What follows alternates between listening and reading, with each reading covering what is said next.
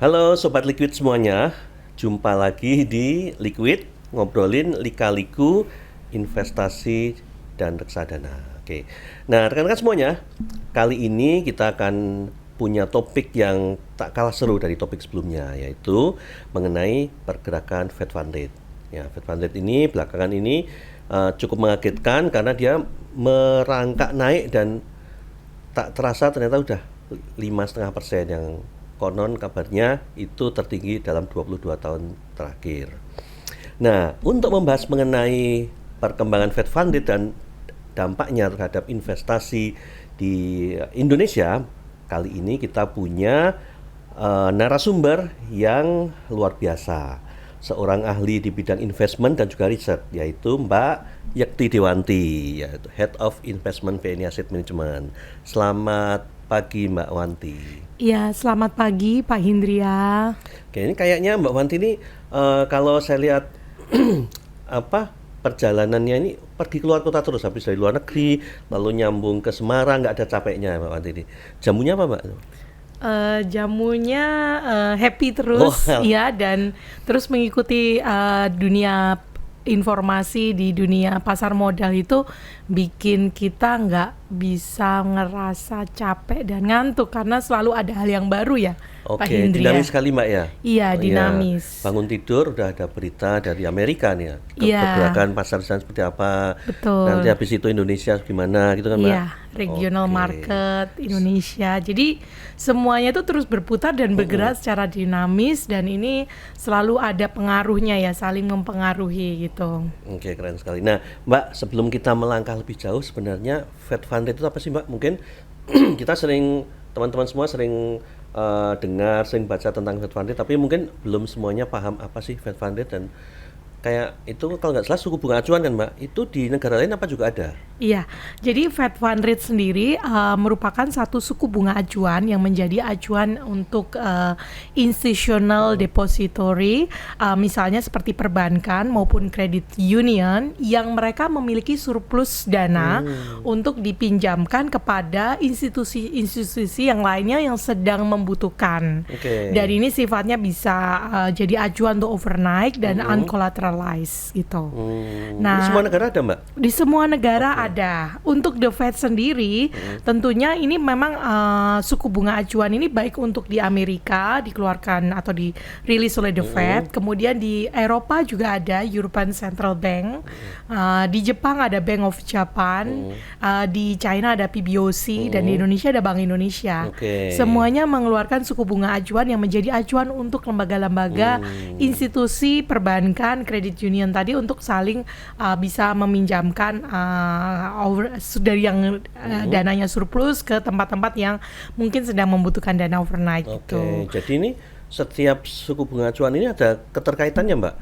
Atau hanya suku bunga acuan tertentu yang penting gitu? Ada keterkaitannya. Nah, suku bunga ini memang suku bunga acuan ini setiap negara itu peranannya sangat penting karena selain menjadi benchmark suku bunga di perbankannya juga, Benchmark. juga sebagai bagian monetary policy and tools yang bisa digunakan oleh bank sentral. Jadi untuk karena salah satu fungsi bank sentral kan untuk menjaga meredam inflasi misalnya, atau menjaga volatilitas mata uang. Tentunya salah satu tools yang digunakan ini adalah dengan melakukan monetary policy melalui pergerakan suku bunga acuan ini. Dan walaupun ini menjadi acuan di negara tersebut, itu juga akan saling mempengaruhi. Misalnya gini, kalau The Fed sudah menaikkan suku bunga, kalau kita lihat sejak inflasi di Amerika itu naiknya cukup tinggi, itu sudah ada kenaikan sebesar 100 basis point di tahun ini. Oke. Dan di tahun sebelumnya itu sempat sampai dengan 425 basis point. Tentunya dengan kenaikan yang cukup masif dan signifikan ini mempengaruhi. Jadi di Eropa sendiri ECB juga ikut cenderung menaikkan suku bunganya selevel ke 4%-an. Dan di negara-negara lainnya juga. Namun nggak semua negara harus mengikuti. Namun negara-negara bank sentralnya memperkirakan membutuhkan juga untuk meredam inflasi atau harus memperhatikan interest rate parity dengan negara lain. Mereka juga akan cenderung menaikkan suku bunganya untuk menjaga pergerakan mata uangnya. Oke, nah Karena Indonesia kan dengan juga naik, Mbak. Itu terdampak dari Fed Fund Rate atau gimana? Iya, di Indonesia sendiri Bank Indonesia itu termasuk bisa meredam kenaikan suku bunga acuannya gitu. Sampai yang terakhir kemarin tuh masih dari Bank Indonesia bisa mempertahankan gitu. Salah satunya adalah karena mungkin melihat bahwa ada kekuatan ekonomi makro di internal Indonesia sendiri dan juga dari sisi kemampuan BI untuk menjaga intervensi rupiahnya juga masih bisa termanage gitu. Dan inflasi di Indonesia juga masih relatively rendah, masih bisa termanage, sehingga ini membuat kemudian Bank Indonesia tidak terpacu untuk ikut menaikkan suku bunga seperti di pasar global gitu. Oke. Nah, ini kan Bank Indonesia, suku bunga Bank Indonesia dengan Fed Fund Rate ini kan juga sudah mepet tipis-tipis ya Mbak ya. Disparitasnya tinggal paling 25 basis point. Nah, itu dampaknya gimana Mbak terhadap pasar finansial kita? Iya, untuk di Indonesia sendiri dampaknya sebenarnya lebih kepada volatilitas rupiah ya, mata uang rupiah. Kalau dilihat pergerakannya karena the Fed itu tendensinya view-nya juga masih ada kenaikan suku bunga lagi, jadi arahnya adalah higher than expected dan longer than expected. Ini menyebabkan juga dari sisi kelihatan yield US Treasury mulai naik dari level 3,7 itu udah naik ke 4,4 dan 4,5% ya. Nah, tentunya ini juga berdampak di dalam negeri kita. Suku bunga acuan atau yang disebut dengan EFR yield untuk tenor 10 tahun surat utang negara kita ikut naik koreksi ya. Dari yang tahun ini tuh sempat ke 6,18%, 6,2 itu terus naik ke level 6,8% ya gitu. Dan mata uang kita juga terdampak juga. Jadi di pasar obligasi yieldnya naik, harga obligasinya koreksi, di mata uang kita rupiah juga cenderung mengalami pelemahan. Level sekarang tembus hari ini tembus ke 15.500 ya per US dollar gitu. Jadi ini dampak dari kenaikan suku bunga dan higher and longer than expected yang terjadi di US sendiri. Oke Mbak, tadi memang seperti dikatakan Mbak Wanti, dampaknya ke pasar berarti suku bunga di Indonesia ya terkait dengan bond tadi, dan juga ternyata nilai tukar rupiah ya Mbak. Betul sekali. Oke, kalau dengan terhadap saham gimana Mbak? Kalau untuk di pasar saham tentunya juga ini juga akan memiliki dampak ya. Namun sejauh ini kita melihat gerakan di pasar sahamnya masih bisa ke manage karena local liquidity atau lokal pelaku pasar lokalnya itu juga masih melakukan pembelian sahamnya ya. Jadi memang ada secara year to date tuh kita ada foreign inflow, namun per 1 bulan ini kecenderungannya outflow. Namun ada pembelian dari local institution dan retail yang bisa menjaga gerakan di pasar saham masih cukup menarik. Nah, di pasar saham sendiri masih cukup bisa bertahan, salah satunya karena salah satu pencetus yang membuat orang melihat suku bunga itu longer and higher dengan expected itu karena inflasi, di mana harga-harga komoditas tuh mulai kembali mengalami kenaikan, khususnya di energi ya, karena faktor supply disruption. Nah, di sini Indonesia sendiri itu kan termasuk salah satu penghasil komoditas. Walaupun memang kita oil itu memang ada import, namun komoditas lain yang related dengan energi seperti batu bara dan lain-lainnya itu kita cenderungnya punya komoditas dan bisa ekspor. Nah, inilah yang membuat Indonesia dilihat masih menjadi lebih menarik dibandingkan negara-negara lain yang tidak memiliki komoditas seperti di Indonesia. Dan satu lagi, inflasi kita juga walaupun komoditi lagi naik, hard komoditinya, namun di Indonesia inflasi masih bisa ke manage gitu. Jadi memang di satu sisi kelihatannya dengan Fed Fund Rate yang naik di sana itu pasar finansial kita agak tertekan, tapi ternyata kita diuntungkan dengan kita punya banyak komoditas ya, yang itu mendorong kalau dia harga komoditas naik kan berarti saham komoditas juga naik ya. Dan itu cukup membantu IHSG kita kali Mbak ya.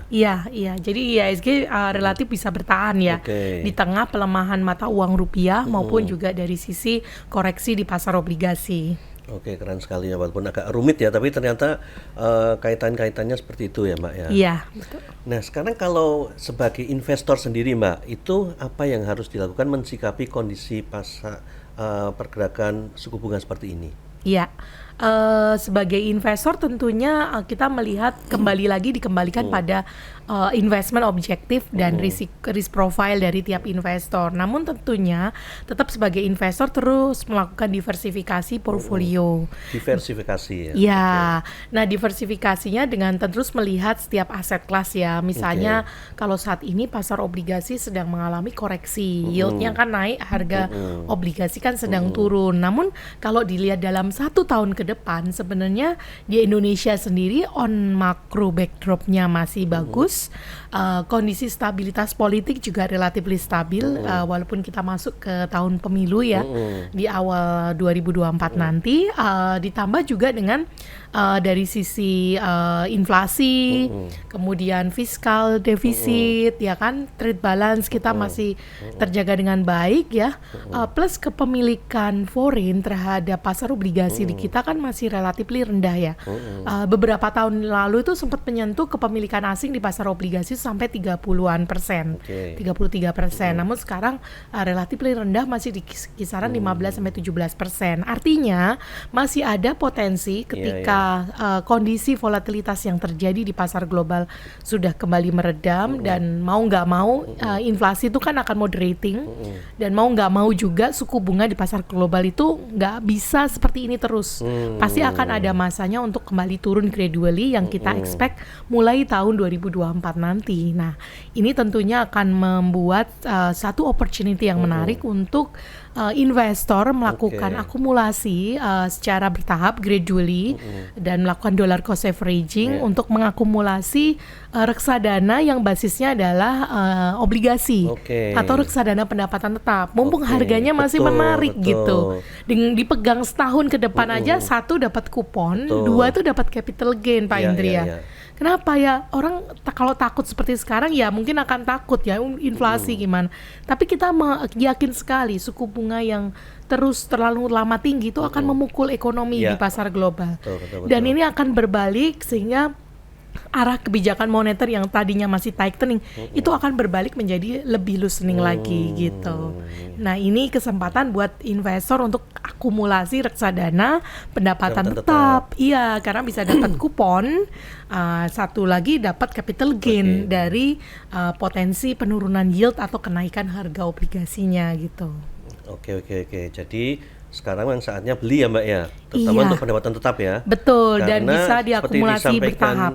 Mbak Wanti tadi, kenaikan suku bunga ini kan nggak akan selamanya. Pasti tadi Betul. akan ada masa di mana ternyata kenaikan yang terlalu tinggi ini malah akan tidak bagus untuk ekonomi, sehingga akan turun lagi ya. Betul. Jadi kalau sekarang data-data key economic indicator di US tuh kan masih sangat mix ya, di mana data jobsnya masih oke, unemployment masih rendah ya. Kemudian, namun kalau kita keliling ke beberapa perusahaan di Indonesia, kita kan sering site visit ya, baik di beberapa perusahaan yang target base-nya adalah ekspor ke US, dan kelihatan dengan mortgage rate yang cukup tinggi, building permit turun, itu mulai kepukul.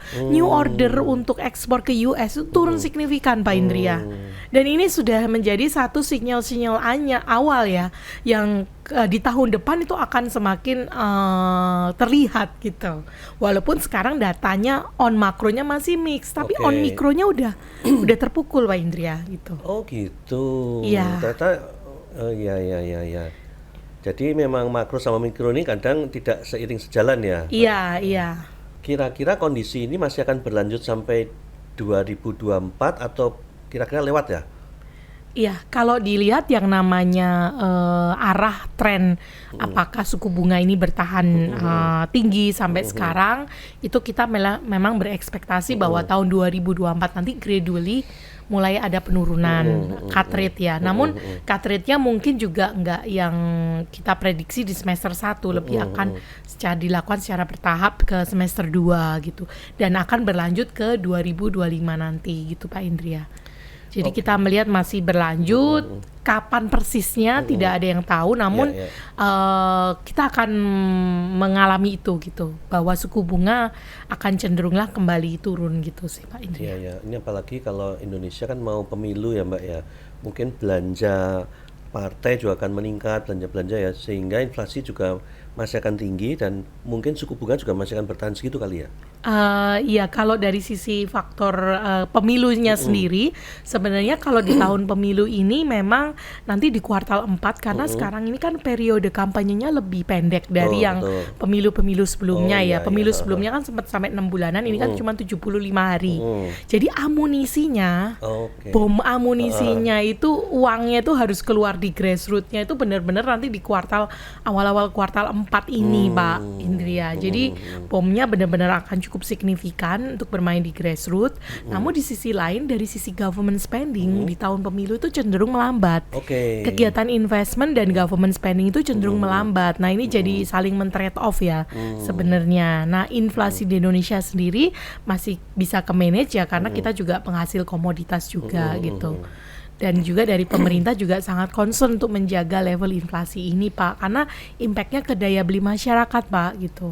Oke. Khususnya masyarakat menengah kelas bawah ya, yang sangat rentan nih suara nanti di tahun politik gitu sih tentunya, Pak. Ya, seru juga nih, Mbak. Nah, tadi kita sudah ngobrolin mengenai suku bunga, mengenai obligasi ataupun reksadana berbasis obligasi. Nah, di sisi lain kalau reksadana berbasis indeks gimana, Mbak? Iya, kalau untuk reksadana berbasis indeks, khususnya yang di BNI Asset banyak kelola, itu reksadana berbasis indeks yang memang banyak mengikuti indeks-indeks acuan di pasar saham ya. Dari IDX 30, yang kemudian Srikahati, High Dividend 20, kita lihat semuanya masih punya kesempatan, Pak. Oke. Masih punya peluang untuk menghasilkan satu potensi return yang menarik.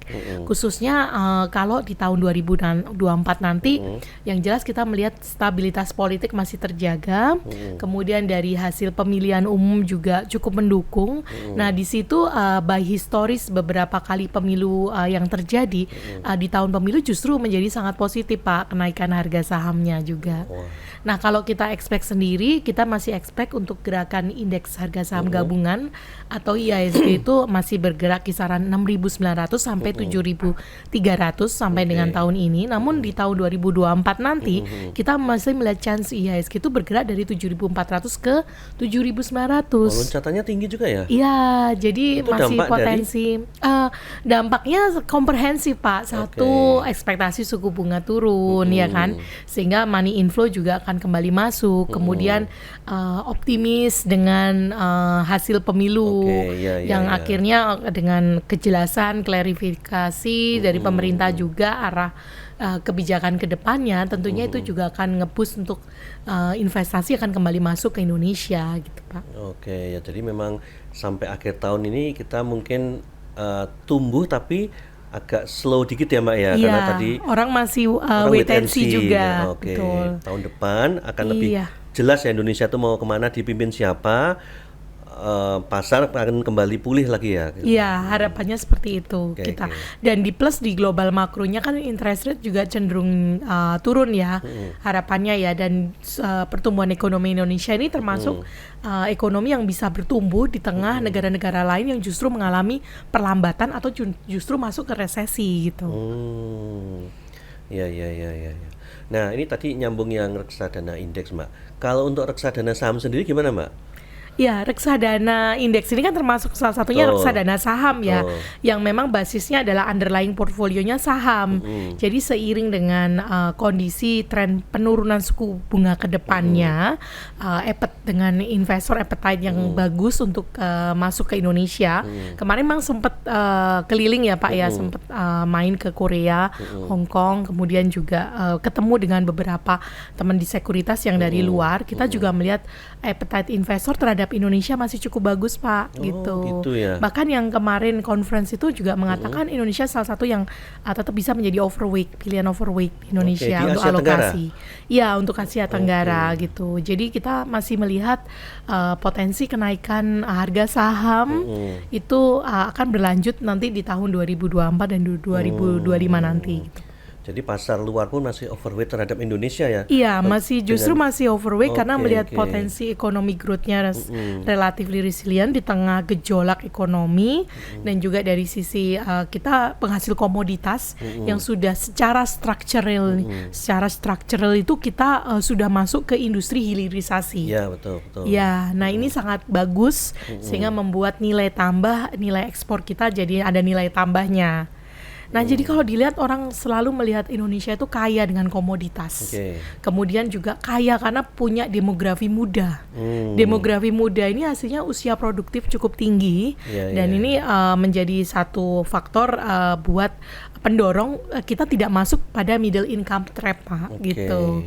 Nah, dua hal inilah yang kemudian harusnya bisa dimonetize lagi gitu. Dengan apa? Dengan meningkatkan faktor teknologi, industrinya ditingkatkan, logistik transportasinya. Nah, itu akan bisa menghasilkan satu pertumbuhan ekonomi yang sifatnya sustain dalam jangka menengah ke panjang. Oke, wah keren ya. Ternyata potensi Indonesia masih luar biasa ya, dengan bonus demografinya tadi, dengan Sumber daya sumber daya alamnya. Iya. Ya. Tinggal mau nggak di penduduk Indonesia dan pemerintahnya untuk kembali terus mengembangkan ya di Indonesia ini. Saya kira gerakan dan langkah-langkah yang sudah dilakukan oleh pemerintah sudah cukup bagus gitu. Udah on track lah ya, Mbak ya. Iya, betul. Mendukung dunia investasi dan ini ya, Mbak ya. Iya. Pasar finansial kita. Nah, yang terakhir nih Mbak Wanti, mungkin bisa kasih saran nih kepada rekan-rekan atau sobat liquid ini. Kalau yang saat ini posisinya lagi nyangkut, Mbak. Nah, itu kira-kira tipsnya gimana, Mbak? Apakah dibalik posisinya atau hold dulu?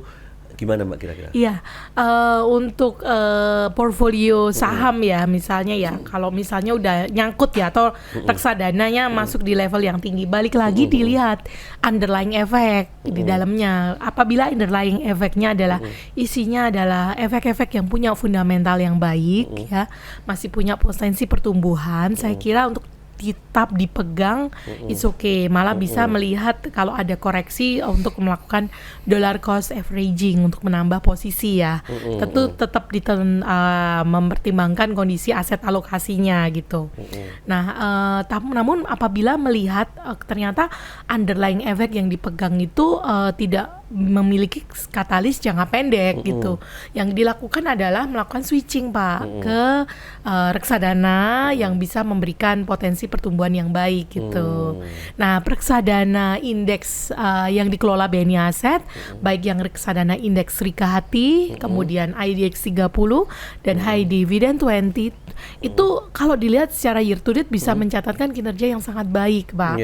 Ya kan, sejak peluncuran aja itu sudah di atas puluhan persen ya. Jadi saya kira kok buat teman-teman investor yang masih punya pegang efek sendiri saham, daripada bingung ngelolanya, Pak, di BNI AM sudah dikelola dengan baik secara profesional oleh timnya investment.